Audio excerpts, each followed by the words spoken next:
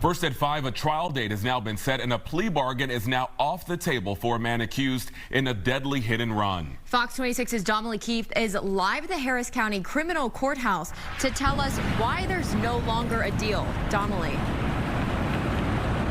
Well, the plea deal was offered by Vehicular Crimes Chief Sean Tier before he left the Harris County District Attorney's office, but now the DA's office is saying Tier was not authorized to enter such an agreement. I have never had a single offer, plea bargain, or trial questioned by the administration. It's not until I left that they did this. In this court document, defense attorneys for Mansour Abbasi call the decision by the district attorney's office to revoke their client's plea deal, quote, political retribution against a former employee. My entire career has been about making sure the right thing is done. Tier says it's not abnormal for victims' loved ones to be notified after a deal is reached, but before the deal is legally entered into. Chief prosecutors for the DA's office say revoking what's called the pretrial intervention for Abbasi, which would have led to a dismissal and expungement, has nothing to do with politics. Proper protocol was not followed. The district attorney has to, herself, Kim Ogg, has to approve a matter like this, and she would not have approved it. Abbasi is charged with felony failure to stop and render aid. In December 2020, investigators say Abbasi ran over and killed 22-year-old Dontre Broussard, who was walking on Highway 6.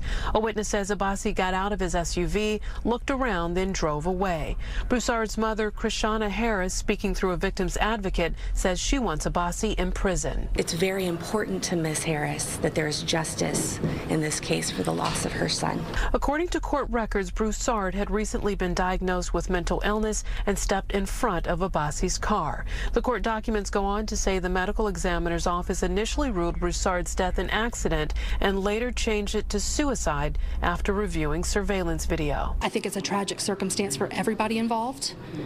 Certainly he was an unwilling participant in the decedent's suicide. I am loath to do anything in a public setting that might reflect negatively on a victim.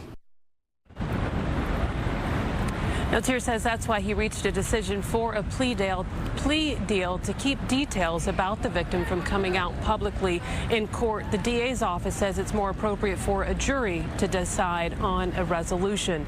Now, the trial is set to begin March 31st. And one more added note, Houston Crime Stoppers victims advocate Andy Kahn says he plans to ask someone to look into whether a 2011 Texas statute was violated, which says a victim's family has to be notified of a plea deal.